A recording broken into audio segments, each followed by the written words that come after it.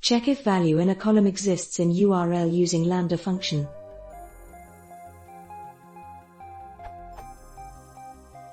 I have a data frame that has two columns. One is the URL and other is the username.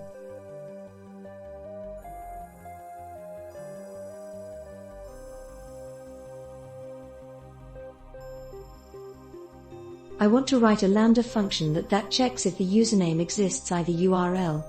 I am trying to write something like this but getting an error.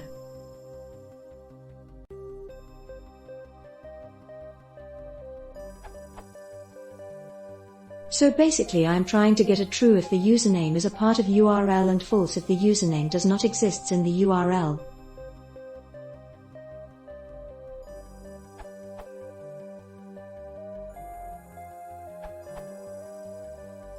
Assuming your data is clean, a list comprehension is relatively efficient. You can use apply but with worse performance.